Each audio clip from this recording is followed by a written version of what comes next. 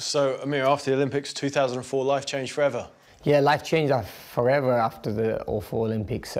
Before that, I was a normal young boy. Used to love, used to go to the boxing gym.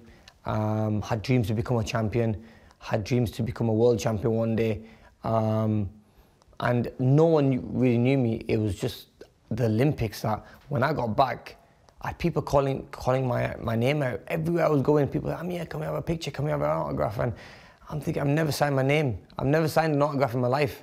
So I'm thinking, what do I sign? I had to write my name as quick as possible, just to kind of give... Was it hard to deal with? It was quite hard, yeah. It was because I was so young and all my friends were like chilling, playing football out there. I couldn't do all that stuff. Were you ready for what followed?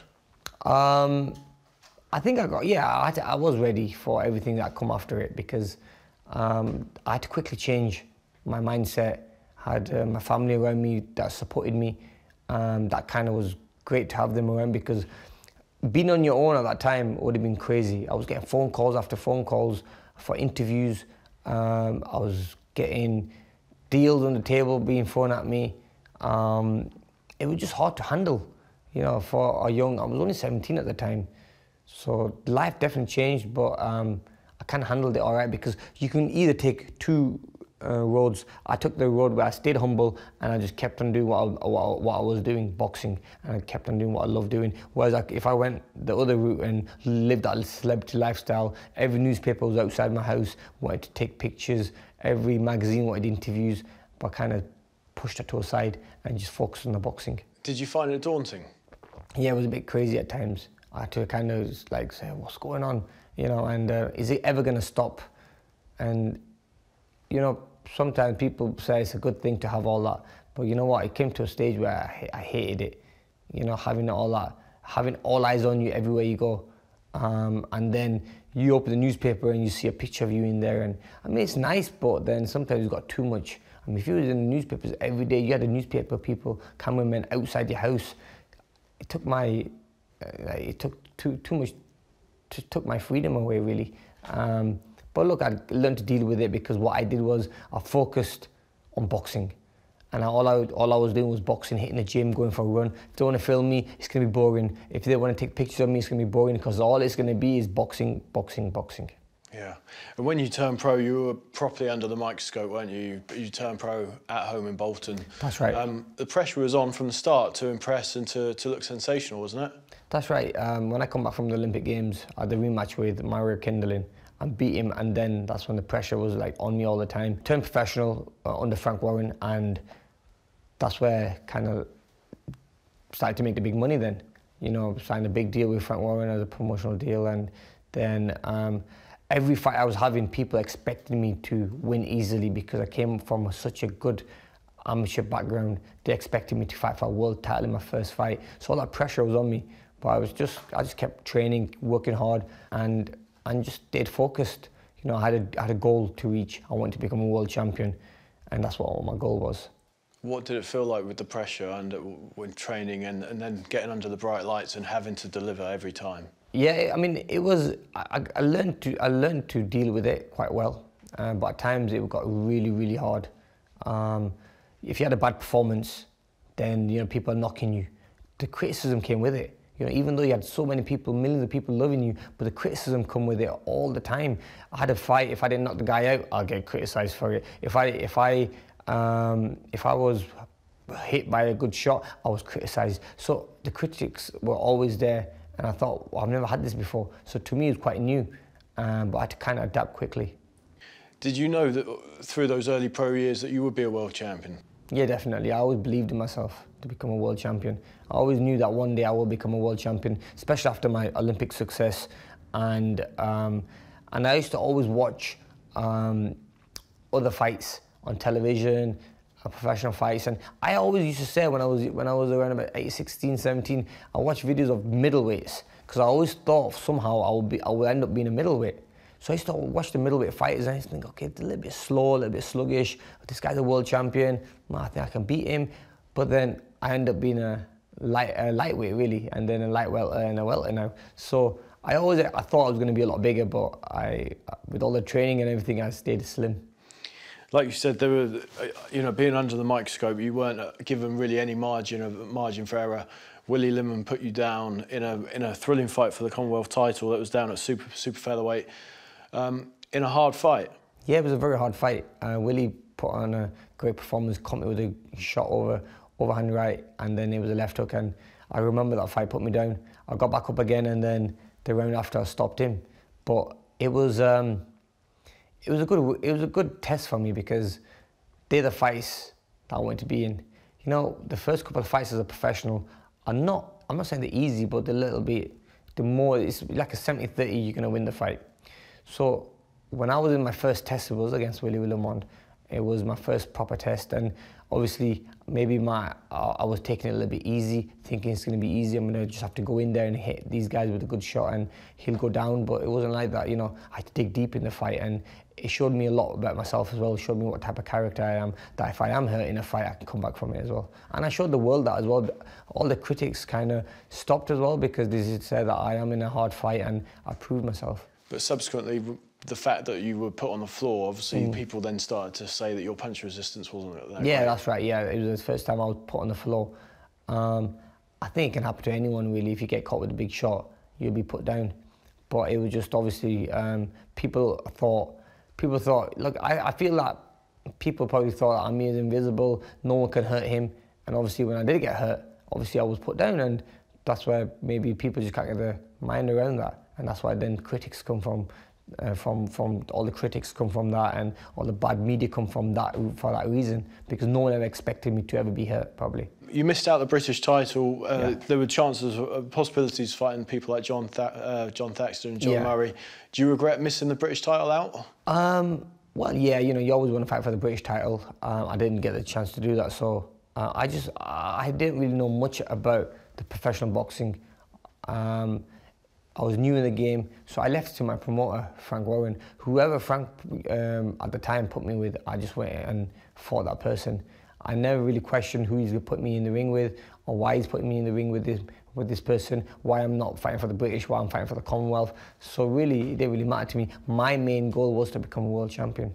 For one fight, you were trained by Jorge Rubio, and you mentioned there that Frank made the calls on the opponents, but Rubio actually made the call for one opponent, didn't he? And that was Bradis Prescott. That's right. I remember we've spoken before. You were 16-0, I think, going into the Prescott fight, and you were headlining a pay-per-view campaign. You were meant to be following in the footsteps of Lennox Lewis, Ricky Hatton, Joe Calzaghe, all those A-list names through British boxing history. Was that expectation a little bit heavy? I think it was a little bit early in my career at the time when that happened. And the fight or the expectation? The expectation, and I think the fight was fine, but I just feel that the expectation was a little bit too much for me. And I really believe that God does things for a reason, and I was not meant to win that fight, because it would have taken me on too quick. I would have then ended up fighting for a world title next, and maybe then got beat and then never made it back. At least I got beat off a guy it was not for a world title fight. It was a fight where I made a mistake, I caught with a big shot. And it's good I got beat by a guy like Prescott at the time, because really he was also up and coming. So really he had never won anything himself. If it was up against a world champion at the time, then they would have said, I'm never going to be ready for a world champion, I'm never going to win a world title, because it wasn't for a world title fight. That gave me still ambition, that gave me still confidence that I can go and win a world title. Still, things like this happen, these hiccups happen, and to me that was a big hiccup, and it was just a bump I hit, and I had to come back from it stronger, and it made me a better fighter. Honestly, like all the losses I've had in my career, if I didn't have them, I don't think I'd be in this position. What kept me going in my professional career and kept me going so long as a professional fighter are the losses. If I kept winning everything, I think my heart would have probably gone, and I would have been like, oh, I don't want to do this no more, and moved on to something else. But how damaging was it to take and to try and recover from that at the time? At the time it was very damaging, because I got a lot of criticism, and I got put down so much by the whole world, literally. And I didn't know how big I was, how big of a name I was in boxing, because of that one loss. That's when everyone came at the woodworks to have a go at me. Even friends, even people who I was okay with.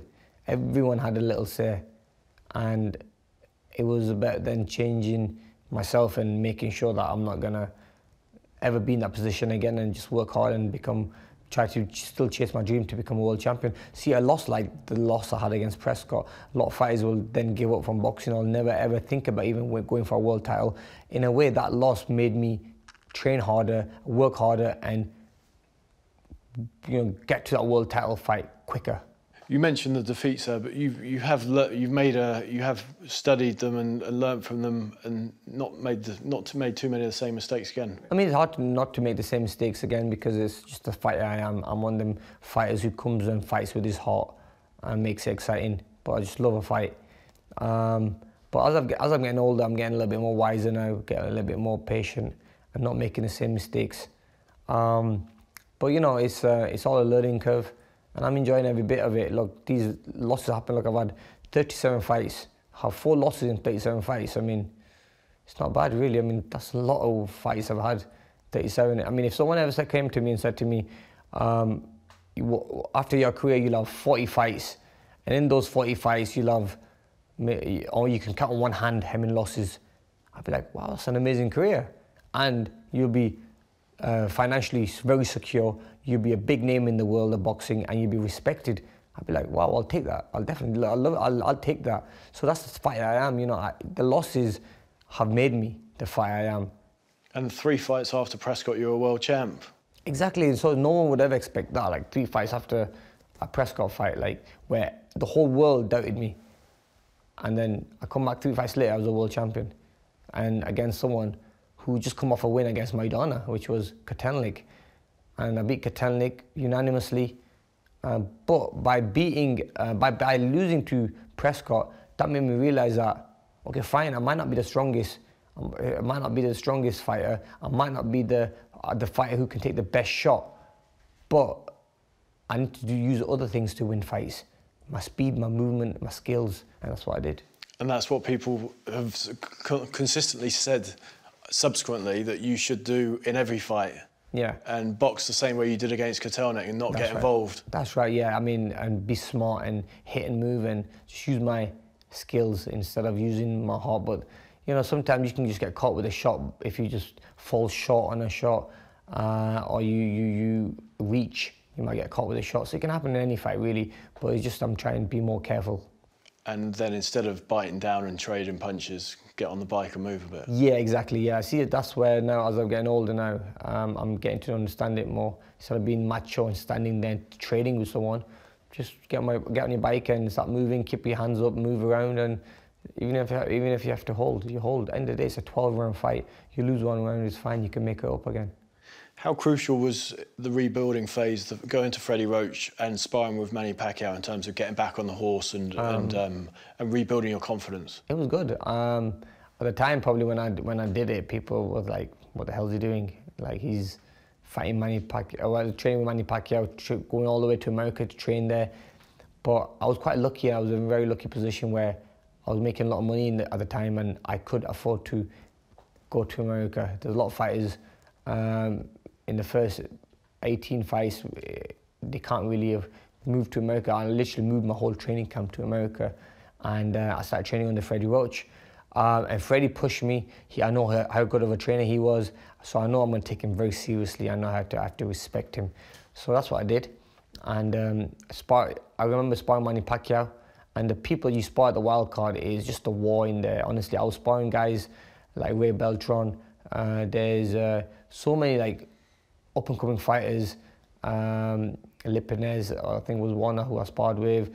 There was Manny Pacquiao himself. So many good fighters I sparred with and had wars with as well. So that showed me a lot about myself as well, what type of fighter I am. Maybe that's why I fight with my heart, is because from the days in the wild card when I used to spar, because I used to have people watching me and I had to show that, look, I'm not going to go on my bike. I'm going to get stuck in as well, because if these guys are getting stuck in and getting hit with everything, I'm going to do the same thing. And that's what I did.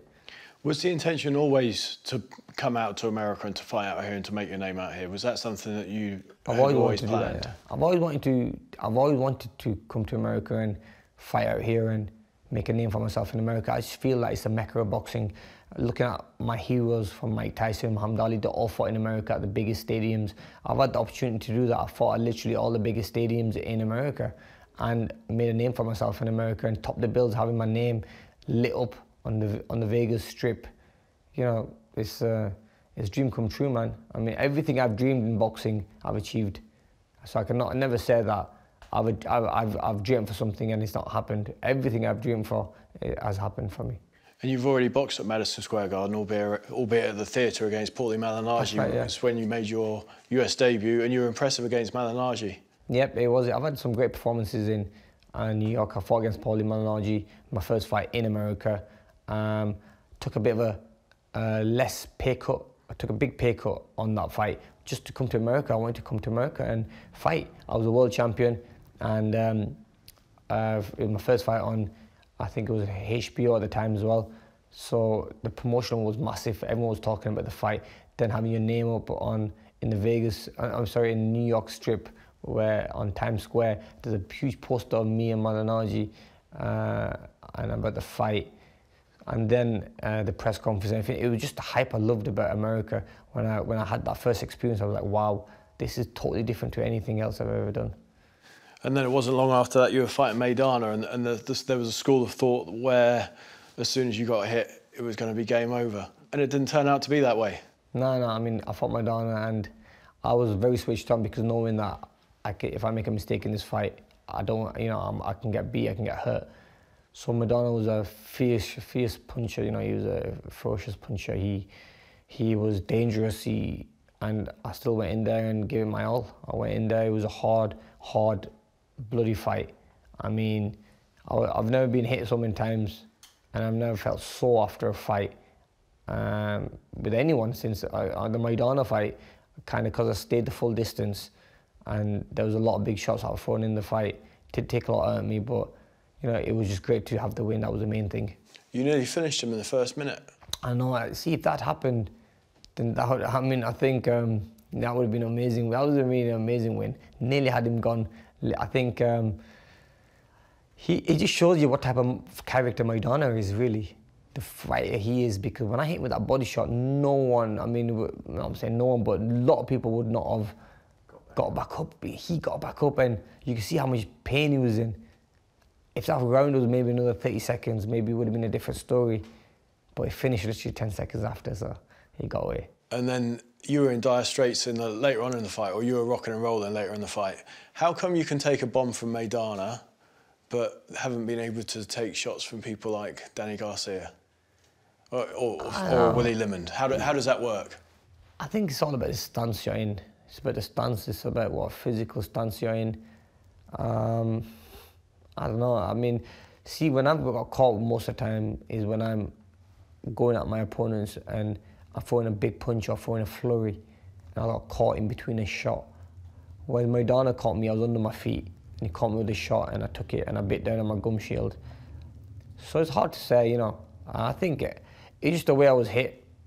I've been maybe being a little bit off balance at times when I've been hit, or maybe not expecting a big shot to come. One thing about the Maidana fight was that I know every shot he's going to throw is going to be hard, so I had to be ready for every punch and bite down every punch he was going to throw. So maybe I need to go back down to that, you know. I need to go back to that same mentality that every shot your opponent's going to throw, you have to bite down.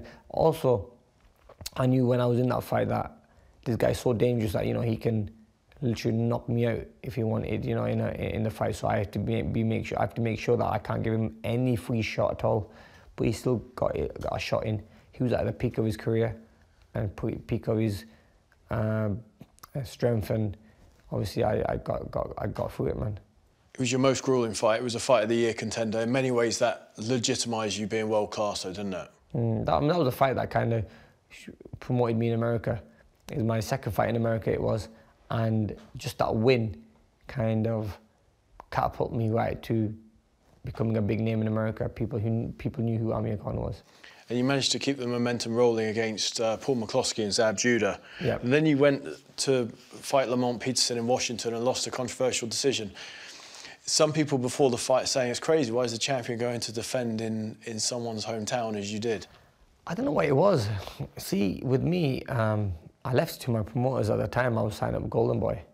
I left it to Golden Boy and said to them, look, wherever you want me to fight, I was just happy to travel and fight all over the place. So if you think about it, I had fought in New York against Paulie Malignaggi, then went on to fight against Maidana in Vegas. So told me another location. I said, yeah, I'll take it, which was going to be Washington, D.C. Now, I had no idea. I thought it was going to be a fair fight. It's on television, it's on a big platform, so it's going to be fair, but obviously it didn't work out that way. And you were deducted points in the fight, and with hindsight, would you have taken that fight? I would have taken it somewhere else. I would have taken the fight, yes. Also, he was my mandatory, but I would have taken it somewhere else. I'd maybe done it in Vegas again, or maybe somewhere like LA, somewhere neutral. You know, I went to his backyard. But if it was anywhere else, if that fight was anywhere else, I would have won that fight. Or maybe not had them points and probably won it quite convincingly. I mean, I remember when I put him down in the first round, the referee picked him back up again. I was like, I couldn't believe my eyes, you know, I was thinking, what's going on here? But look, all this is a great learning curve. And I think all these fights, you know, even after Lamont Peterson, the Garcia fight as well, I mean, all these fights have made me the person I am. Yeah. Without these fights, without these losses, without these knockouts, I might have not been in the sport. I might have called it a day. But because I've experienced all these tough defeats and these great wins, that's what's kept me going. It didn't dent your confidence losing to Peterson because you went straight in with Danny Garcia. But that's Danny right. Garcia, one thing you weren't perhaps prepared for was his dad and the impact his father would have. That's right, yeah. I mean, I let it get a little bit personal. And I let it get to me, so I thought, I'm going to show this guy a lesson. So I went in there, threw the game plan out the window, and was swinging with him, really. And he caught me with a good shot and put me down. And then put me down again. And then the third time he put me down. And it's the third time after he put me down, it was the time when I was looking at the referee, Kenny Bayless, and what was going through my mind was, okay, fine, I'm just going to get through this round and the next round. I'm going to keep my hands up and not even exchange with him because I'm getting everything wrong. I'm not going to... But he stopped the fight. I'm like, no, give me one more chance, because that's the time I was going to fix everything up and not make the same mistake. Because when I got put down the first time with Danny Garcia, I went straight back at him again and started swinging with him.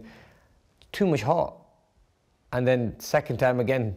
But the third time I got up and I thought, I can't be doing this because I'm going to get put down again. So I'm going to just, you know, I'm just going to box him. But I mean, he caught me with a very good shot, a good clean shot. And it was a good clean shot he caught me with. Just on the side of the head. I just never recovered from it. I know from how you are, you were desperate for another big fight to get back in the mix. But then you ended up spending really a couple of years sort of treading water, hoping for a Mayweather or Manny Pacquiao fight. Wasted a lot of my time waiting for the Mayweather or Pacquiao fight. See, there was always talks about it, and there was always talks about them giving me the fight, and there was contracts going back and forth. So when the contracts started going back and forth, both guys, on Mayweather and Pacquiao, I thought, you know, something's going to happen here. Which never happened. How close were you to the Mayweather fight? You were right there, weren't you? Very close, yeah. Like literally, I signed my side and I sent it back. So he put a poll out on his website saying it was between you and Maidana, and you won the poll. People wanted to see you fight him, and then it didn't happen. It didn't happen. No, it didn't happen. But look, it's boxing for you. I mean, he teased, and I think in his mind he just knew that he was going to fight Maidana, but he just wanted me just to sweat a little bit. But look, that didn't happen. It maybe took about a year at my career, just waiting around for those fights. Even the Pacquiao fight, I thought they're going to happen. But at the same time, I'm not saying it's a bad thing that happened, because I was quite young then anyway. It was good because I was about 27, I was 27 or 28. I was at the peak of my career, but having that little bit of break did my body good. You know, even having, you know, waiting around kind of did my body some kind of give it a break and give it a bit of a rest. Were you ever that close to the Pacquiao fight, or were you closer to the Mayweather fight? I got very close to the Mayweather fight, very close. And I really believe that the reason that happened was because I announced it before Mayweather, and he kind of spat his dummy out and said, you don't do that. That's right, yeah, because you gave an interview to the Daily Mail and said it was basically on, and no one steals his thunder. Exactly, so that's what happened. As soon as that happened, he said, forget it, I ain't giving you the fight. Regret? Yeah, I was young then and I just got excited. That's all it was, really. I got excited and I want to tell the world that, wow, we got the Mayweather fight now. You think you would have beaten him? Stylistically, it would have been a very good fight. Look, Mayweather was a great fighter. I would have given it my all. I would have tried my very hardest to beat him. But it would have been a very tough call. But look, I would have given it my all, and he's a great fighter. He never faced anyone like you, did he? Never faced anyone like me. Never with the same style, or never with a similar style. So that's why I think I would have given problems, and also having a high punch count and being very accurate and having a lot of speed would have given him big problems. You had a couple of underrated wins against Devin Alexander and Louis Collazo. Then came Canelo, and that was a big fight in both senses of the words. Yeah. Big at the weight, and big on the grand scheme of things. Regrets of taking that? Not really, no. Canelo caught me with a big shot in the fight. I was doing so well in the fight. I just loved the promotion. It was the first fight at the T-Mobile Arena in Vegas, the first fight to happen there. I mean, no, I don't regret anything. It was a great fight to be involved in. Canelo is a superstar in the game of boxing, and I wanted to be fighting the best names and the biggest names in boxing. When that fight came, I said, I want that fight, and Oscar called me. So most of these fights, I've done the deals myself. You know, when Oscar called me, we done the deal, got the fight done. And I said to Oscar, look, I want the fight. I tried to get Canelo on a rehydration clause where he can't go over like 165 it was pounds, but they refused that. So the fight was at 155. I said, £10? They said no. So then they took that, they just wiped that rehydration clause out. I heard that he walked into the ring at around about 185 pounds. But look, I knew that he was going to be a big guy. Didn't think he was going to be that big. And when I saw him in the ring, I thought, wow, is that the same guy who just weighed in next to me? And but when I was boxing him, I could see that when I was hitting him, it was affecting him, but not as much as it would affect someone who's the same weight as me, because normally it'll push you back, it'll put you on a back foot. With him, he would not take a back step. He was taking them shots, but saying, okay, fine, I'm going to land one. So he was hoping just to land that one big one, and guess what? He got it. Virgil didn't want you to take it, did he? Virgil didn't want me to take the fight, but I said, look, Virgil, I'm taking this fight. I want this fight. And he's like, look, but you can get hurt. It can do you a lot of harm. I was like, look, I don't care. End of the day, I want this fight, and then we decided to take it. You took a long period of time out after that to recover, to regroup, and was that partly to see what you wanted moving forwards? Yeah, I mean, after that fight, I ended up getting my hand operated on. I had a hand problem for sort of my whole career, but my hand in my second fight as a professional. Never really used the right hand properly. And even before the Canelo fight, I remember warming up and I was hitting the pads with Virgil, and my hand was still hurting me a little bit. You know, when you get that just a little bit of pain in there. So I said, look, I'm going to get it fixed. I made my mind up after that. Before the Canelo fight, I'm going to get my hand fixed. No matter how this fight goes, I'm going to get my hand fixed. I didn't think it was going to take a little bit longer. I didn't think it was going to take as long as a year and a half, 2 years, but it did. So I got some metal screws put in my hand, and my hand took the bone from the hip and put it into my hand, so that got like a big bone graft and some screws in there. So now the hand is good, and it feels like a brand new hand, so now I can use it and hit hard with it. And during that time, you went in the jungle. Yeah. And you enjoyed that, but you said partly because it did give you some clarity and a peace of mind that you hadn't been able to get on the outside. That's right. I mean, it was nice for me to go to the jungle and experience, because my life's been all around boxing. So I've never done anything outside of boxing. Just everything has been involved in boxing, and I thought, why not just go out and start enjoying myself a little bit? And I did a TV show, got asked about it, and I said, let's do it. I go, look, I'm going to give it a try. I'm going to give it a go, and hopefully it's a bit of a break for me at the same time. And I've got a hand injury. I can maybe use it as recovery time as well. I'll eat healthy, get my weight down a little bit, and so I went there and did it, man. It was probably one of the best things I ever did. Mentally, for my mind as well, it was good, because a lot was going on at the moment. At that time, a lot was going on. A lot of people were saying that, are you going to fight again? Is your hand going to be better? Who are you going to fight when you come back? Are you finished? You've taken that long at the ring. You're not going to have it. You can't get a big fight. You know, your time's gone now. And that's when I thought, I need to get away from everything, get away from all the comments I'm reading, get away from literally everything. And that's what I did. Going into the jungle was the best thing I ever did, because it gave me that extra lifeline. So back with Virgil now. Was that an easy decision to make? It was quite easy. So Virgil got sick, found in his apartment, literally out of it, and his ex-wife came in and saw him on the floor and called the ambulance. He was then put in intensive care. He was in hospital for some time. Now I was training for the Le Greco fight. I decided to make some changes quickly and got with Joe Goosen. Now Joe always knew it wasn't a permanent job. I always said to Joe that, look, we'll work together and we'll take it step at a time. Got the Le Greco fight, won in the first round, took the second fight, went to training camp with Joe Goosen again in Van Nuys in Los Angeles because Virgil was still in hospital and he was just getting better. So I thought, you know what, I'll give him some time. I want him to be 100% when I start working with him again. As soon as that fight was finished, I spoke to Virgil over the phone. And as a trainer, you know, he told me the things I was doing wrong, wanting to improve on, what I needed to change. Never thought I was going to come back to him, but then I went to see him and we had a little conversation and I said, I'll be back in training camp with you, back to as my trainer. Spoke to Joe. Joe was cool with it and he understood. And since then, I've been back with Virgil.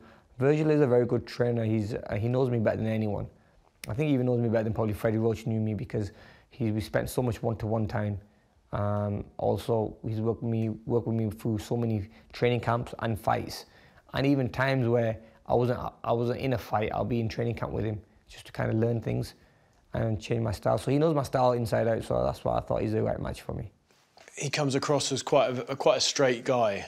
Do you know what I mean? And not too packed full of emotion. What's your relationship with him like? Are you friends? Is he a mentor? He's like a mentor, but we're not really like friends. I think that might happen after the boxing career finishes. But at the moment, we just like, it's very serious, our relationship, work. And, you know, he's like the head trainer. We respect each other the same way. And that's how we like it. There's no fun, no games. It's pure, strictly boxing and being very professional with each other. Some people like a vibe where there's a lot of laughter and a lot of jokes going on, a lot of banter. Yeah, I mean, I like it more disciplined, really. I like Virgil to be disciplined, and I prefer it like that, you know. I've never really been too close on a laugh or have a laugh with my trainer because you just can't take it seriously. I know when Virgil gets angry and he shouts, I know I need to sort myself out. I know I need to change my game plan. If he tells me to do something, I know he means it. So we don't really have that much of a laugh. He didn't want the Canelo fight. What's he said about the Crawford fight? He likes the Crawford fight. He says if I do, he knows I do really well against southpaws and guys who switch. And also he says if I stick to the game plan, I could do well. Now, he knows it's going to be a hard fight, but he says he also understands that if I want to be great in the sport of boxing, I have to take these fights and win these fights. Some people say there's some similarities between Crawford and Ward. Has he said anything like that? Yeah, he has. He has. You know, very patient, uses the jab. I think he's a little bit more wide and throws more wide shots then, and tries hard. And Ward is very skillful and very tightly defensive. When he goes in attack, he always stays there and he stays very tight. I don't think he's as defensive as Ward, but has a very similar style, very patient and very calm. That's why Virgil, I think, is a very good style of a trainer for me to work on that kind of style, because he knows how to break Ward down because he's taught him everything. And with this fight, because they're similar, I'm sure he knows a few ways for me to get in and win. So after Canelo and that big period of time out, did you think about retirement? Did you think that was it? I never did, because I know I had a lot left in me. I think when that Canelo fight happened, I was about 29, so I was still young, and yeah, I thought to myself, okay, fine, I had a big loss. I don't want to finish off my career on a bit of loss like that, you know, getting knocked out by Canelo. So I just had a chat with my family, and I said, look, I feel like I want to do it again. That hunger's back in me again. I want to give it one more try, and that's what I did. Obviously, things like I'm a Celebrity come up because of fame and who you are. You don't mind fame, do you? Some people hate it, some people run from it, and some people think it's annoying, but you're okay with fame, aren't you? I'm okay with it. I just go with the flow, really. I never really, yeah, never really like get to me in any way. Just keep it cool, keep it chilled. It's an interview you have to do here and there. You have to maybe take a few pictures here and there. It's all good. It's all good for me. When you're home, do you like being recognised? No, I kind of a little bit over that now. Like, because I've got kids now, it's a little bit difficult. See, I was single then, and I was young then. And maybe my wife just had the first. We just had the first child, which was Lamaisa. So it was all a bit new to me then. But now with 2 kids, it gets a little bit harder. You know, you go out with them to dinner, instead of having a camera right in front of your face. I don't mind taking pictures of people, but sometimes I want to give my family time as well, because I'm always away training camps. I'm always fighting. I'm always away traveling for charity and stuff. So the time I spend with my family, I like to make it special. How have you changed by being a dad? What's that done to you? I've changed a lot, man. It's everything around me. Everything I do is for my family. They're my motivation, and they just inspire me to do more for them. You know, I lived that young bachelor life. I've been gone out there, enjoyed myself, having holidays with my friends, and enjoying myself, having cars, and you know, spending money, and you know, making a lot of money at the same time as well. Where really, I said, there's a life after boxing as well, and I want to make sure that I live a good life with my family. I have my kids, bring them up well, take them to the school. I wake up in the morning, take my kids to the school. I mean, I just love to live that normal life now. You know, see, I would hate if I had cameras following me, if I was taking my kids to school, if I had, you know, because it's my private time when I take them to school, or when I pick them up from the school, or if I want to take them to get some food, I'll sit down with them. So I love that kind of stuff now. As I've got older, kind of try to just chill more at home now. I'm just a homebody now. I like to hang out. If people want to come see me, they come to my house, they see me there. If my friends want to come by, they come to the house instead of me going out to places. I'm kind of over that now. More of a home guy. You've obviously got a lot of support, you've got a massive social media following and so forth, but you have always had these detractors, haven't you? Do they bother you at all?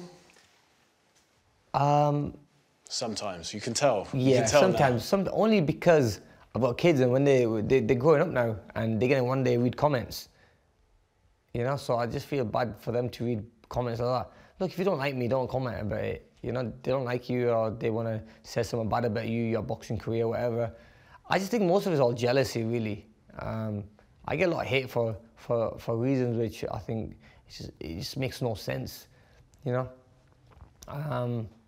It is what it is, really. I'd rather it was not there. I'd rather it was, I'll just let me live my life. If you don't like it, then just don't comment about it.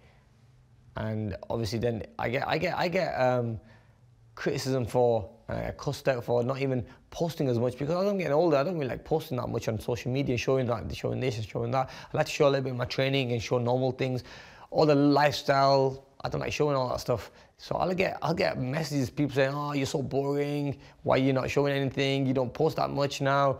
I'm gonna stop following you now. You're this, you're that." And I'm like, all right, thanks. But you've never been able to please everyone, have you? Never. You can't please anyone. This is the world we live in. I've tried my hardest to try to please everyone, but it's never worked. Why do you think it's come? I mean, when we've spoken before, you said about having millions of fans and thousands of haters. Why do you think there are people out there?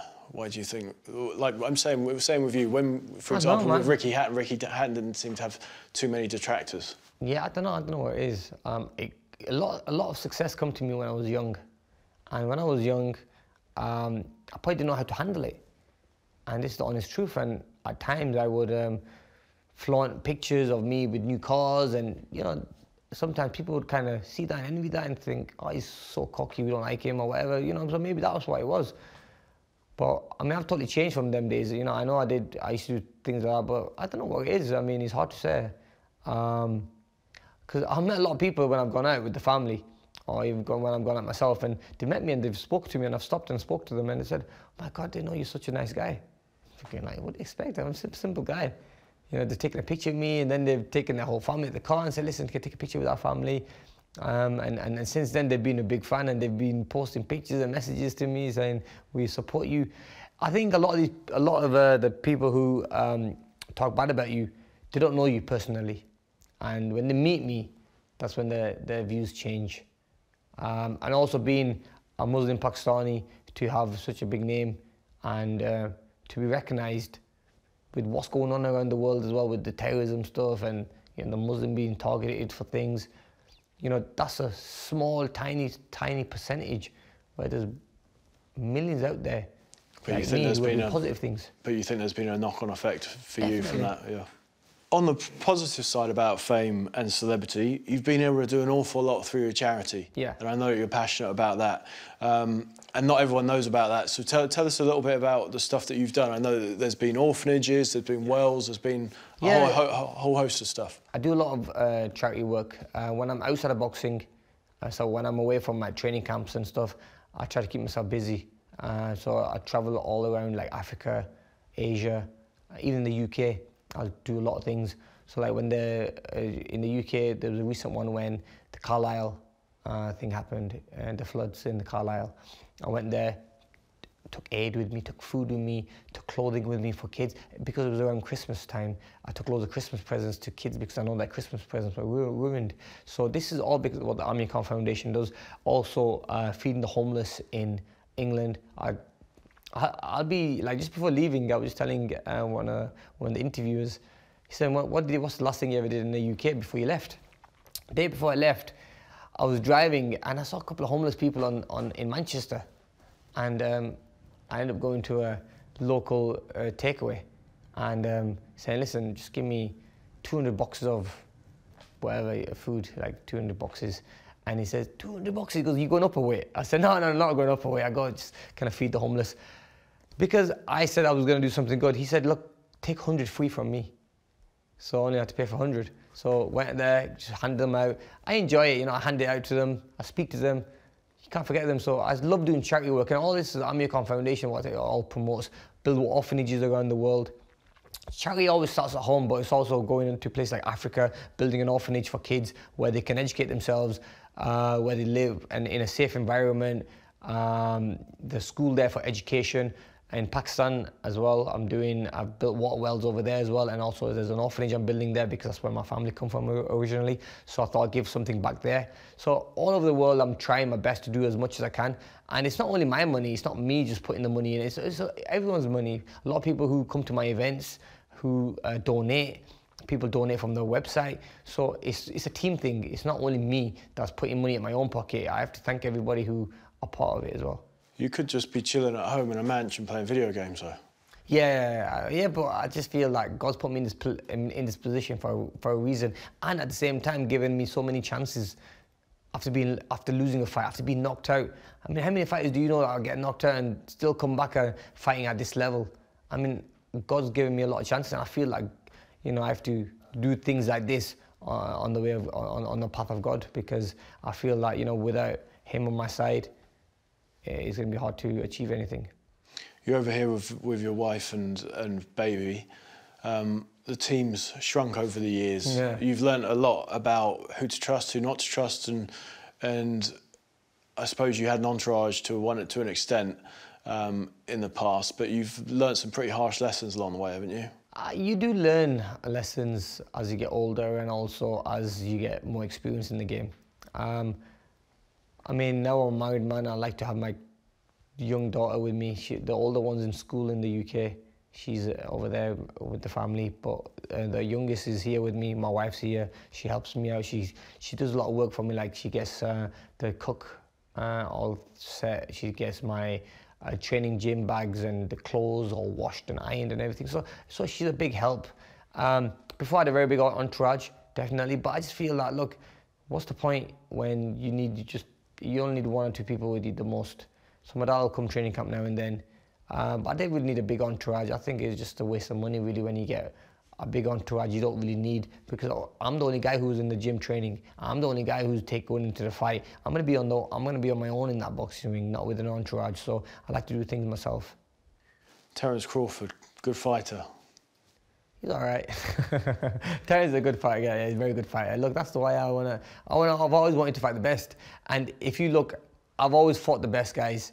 In the last 10 years, I fought for world titles, fought the top guys, fought for titles, fought for pound-for-pound titles, fought for the Ring Magazine titles.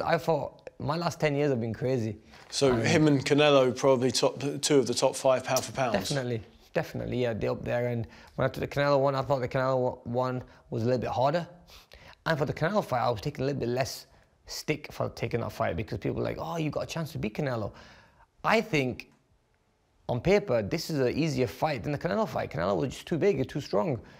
And I had to make sure every second of the fight I was on my A game against Canelo because one shot goes in, he can put me away. Whereas this fight, you know, against Crawford, Crawford's a guy who's coming up from light welterweight to welterweight. I don't think he's ever fought anyone like me or as skillful as me. And so I just feel that it's not an easy task, it's an easier task than the Canelo fight. Bob Arum's beating the drum for the Spence-Crawford fight. How does that make you feel? It's fine, they can talk about any fight they want, but they know they got the hands full come April 20th. And it's good, let them keep doing that because they're just taking their mind off this fight. And I think this is a very dangerous fight for him. Like I said, look at my resume, look who he's fought, look the guys he's fought, apart from one name, Prescott, who beat me, and he beat Prescott. But anyone else, I'll probably beat as myself as well, you know, who he's fought. So, I mean, I think it's just, it's a bit hype, but I think it's the right time for this fight to happen. British fight fans were desperate for the Kell Brook fight. Yeah. You didn't give it to them? I didn't, I mean... Was it yours to give? It was, I mean, I honestly thought it was the Kell Brook fight as well, till I got that one phone call from Bob Arum. I've always kept it cool with all the promoters, from Golden Boy, Oscar, Bob. They call me up and say, what's up? So he called me after the fight against Vargas, and he wished me all the best, and said, well done on the fight, and congratulated me. And then he says, Amir, would you ever fight Crawford? Not off name that ever came to me. I thought Crawford was a weight below. I said, he's not the weight below. He said, no, he's gone up to 147 and he just beat Benavidez. I was like, you know, I thought, so like, well, you know, I go, look, you know me, I've never said no to any fight. I'll fight anyone they put me in front of, but give me some time. So I just sat down with my team, spoke to our team, and said, look, Bob called me, said, would I ever be interested in that fight? I saw what's on the table, pound for pound, one of the best, world title, put them both together, Kell Brook or Crawford. Crawford is way bigger. And I said, by beating Crawford would take me onto a different level, is a fight that will set my legacy and make me a legend in the sport of boxing. I'm taking that fight, and that's what I did. Spoke to Eddie about it. Eddie wasn't too happy about it, but look, it's business, isn't it? Is the Brook fight still there? I mean, it just depends. Yeah, I think it's still there, 100%, and it just depends if what I want to do after this fight. It could be a rematch fight with Crawford, because that's one thing they did as well. When the Crawford fight, they made sure they put a rematch clause in there. So that, in a way, gives me a bit of confidence, because they know that something can go wrong here. But yeah, I think that fight is still there. That can happen. It just depends on what weight and whatever else. But at the moment, I'm thinking about it. You mentioned, obviously, that people are writing you off ahead of this and the bookmakers have him a big favourite. Why do they see things like that? He's unbeaten. And, you know, he's... I think it's just more hype than anything, really. Honestly, he's beaten who they put him in front of. I think he's been matched well throughout his whole career. Now moving up to welterweight, he was matched well. He's a good fighter, and it's what he's done to guys like Jeff Horn, who beat Manny Pacquiao. But that was a bit controversial as well. Did he really beat Manny Pacquiao? But he went in there and destroyed him in like 9-10 rounds.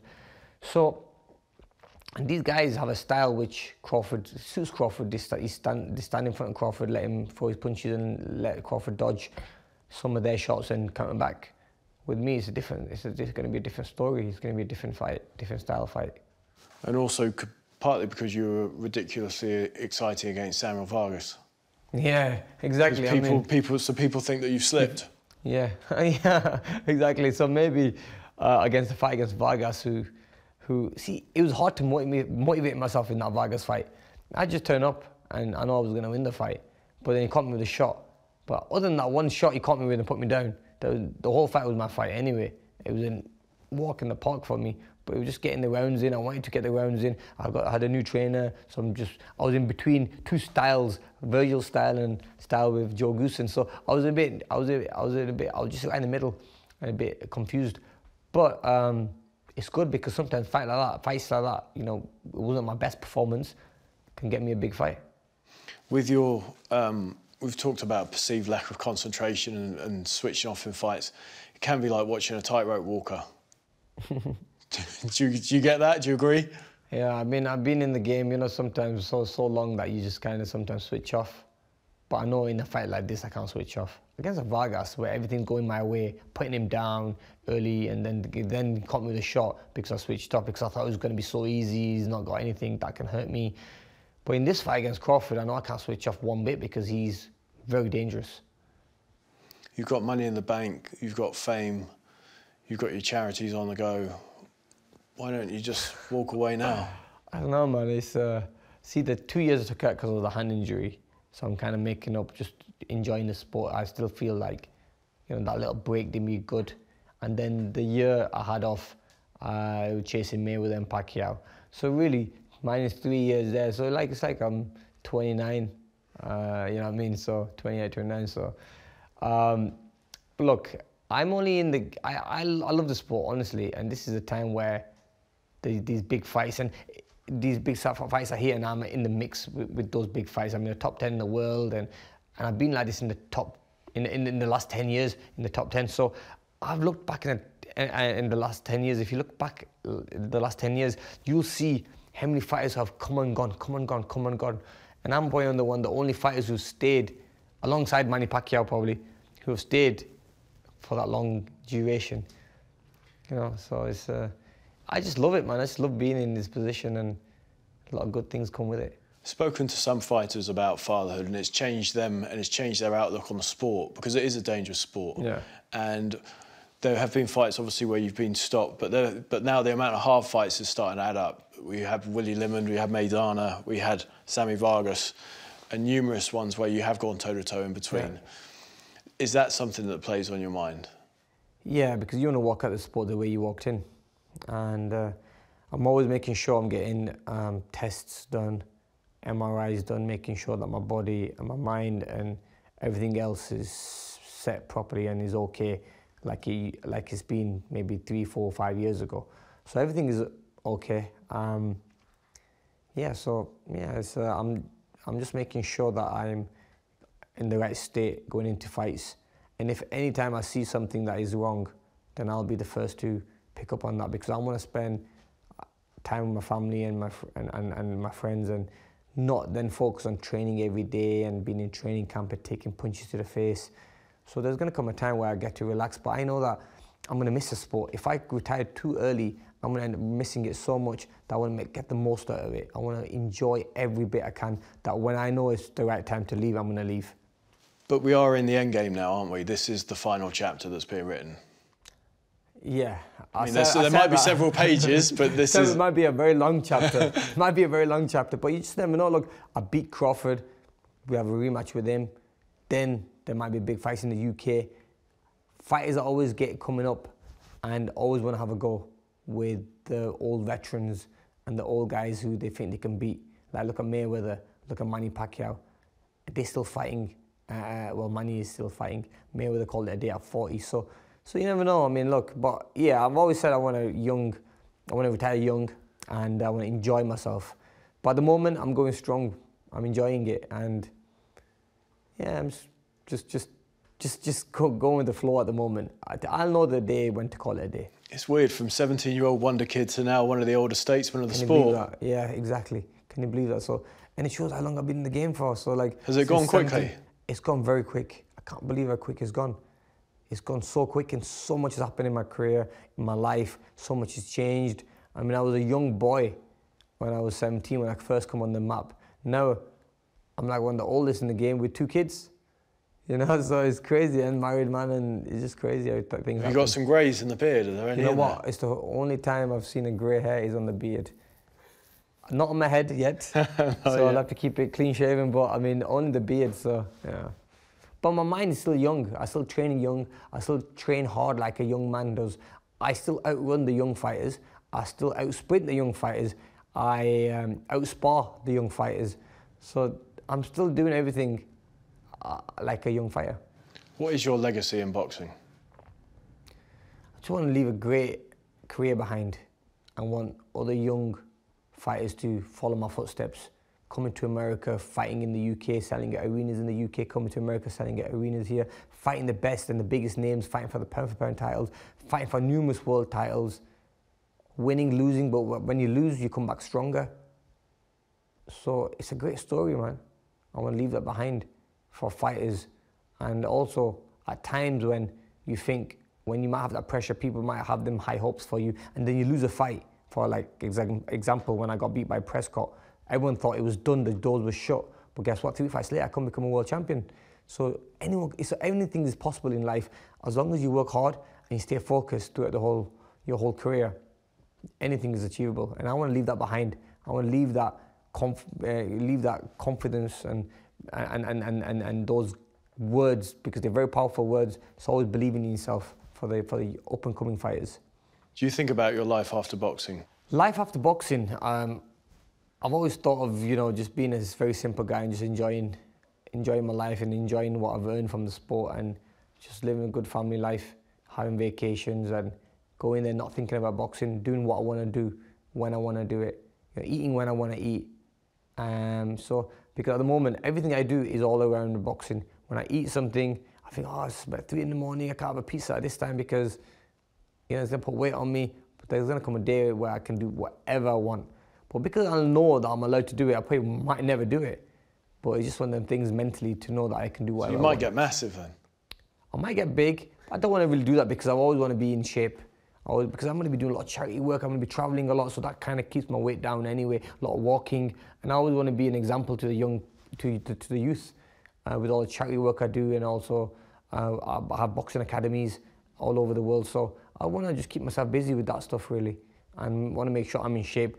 They're not going to take me seriously if I'm overweight, so I have to make sure I'm in okay shape. Yeah. You got 2 kids? More kids? Yeah, maybe one more, and then call it a day. I want a boy because I just maybe want to see that. Will he ever take anything from the boxing? Not that I want my boy to be a boxer. I mean, I got a little girl.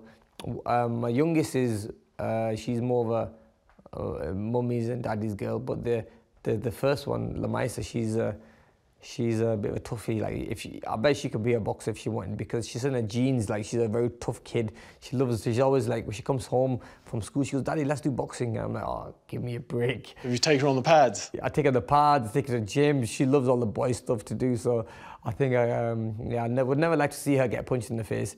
But I would never like to put my kids into boxing. But if they wanna, then I can't stop them. But I'd rather put them into education or something. Look, I've done it for the kids. I've done everything on it. I've earned all the money. I've set my life up for my children, for my family. I'm doing it for them. So hopefully they won't need to take punches to the face.